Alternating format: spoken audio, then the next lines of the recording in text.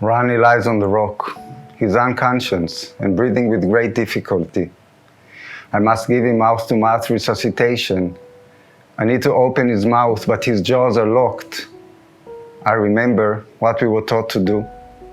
I pull out a rifle cartridge and hit Rani's teeth with all the strength I can muster.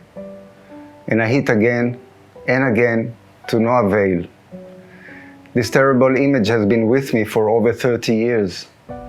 The feelings of guilt and helplessness I felt in those moments were etched in my memory for many years.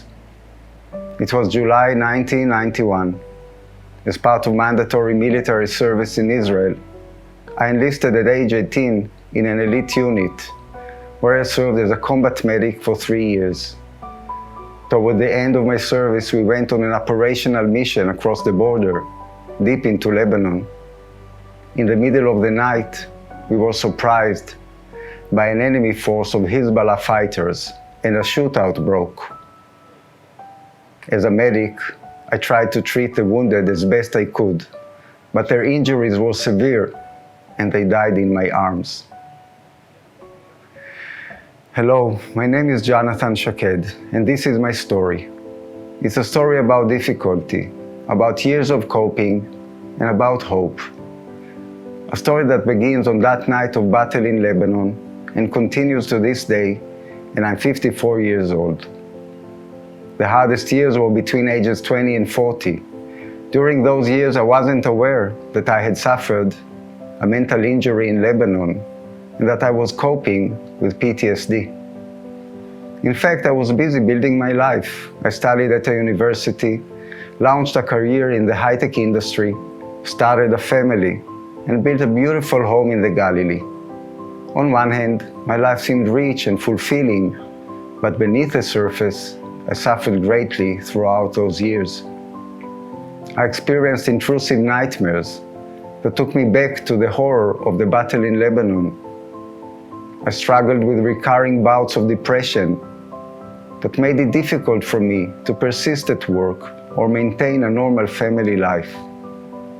I found no meaning in life and often sank into suicidal thoughts and death wishes.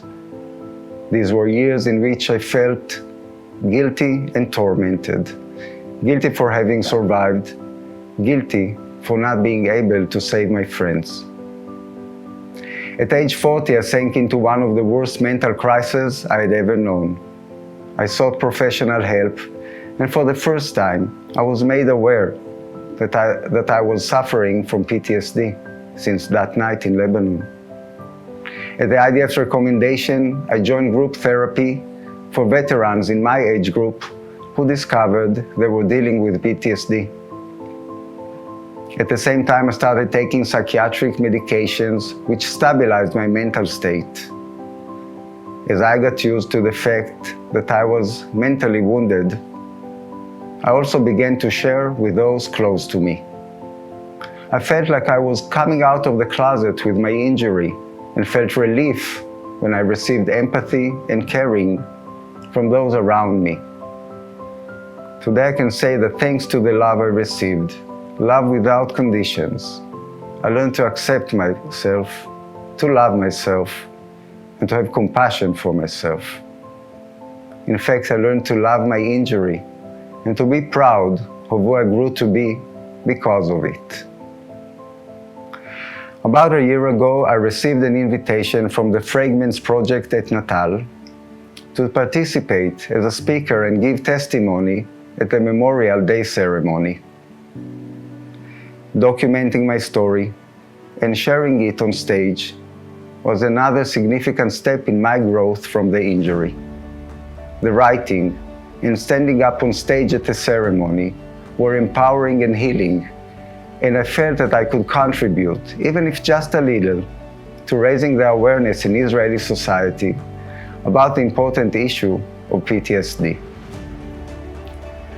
This year I decided on a major change in my life. I realized that my purpose is in a place where I can accompany people in the darkest moments of their lives, to share with them some of the experience and wisdom that I have accumulated in my life journey. With this understanding, I left the high-tech industry and started studying a new profession, spiritual care provider. In addition to the change in my professional life, this year I decided to come full circle with the military. After 20 years of being officially discharged from service, I volunteered again for reserve duty. These days I serve as a rehabilitation associate for a soldier with PTSD. For me, accompanying a wounded person and being by his side in the rehabilitation journey is a great privilege. To be with him and help him hold on to hope in moments of despair, to return to life as I have returned. Be vulnerable. Say everything without shame. Share simply, share the pain, because there is nothing that cannot be said.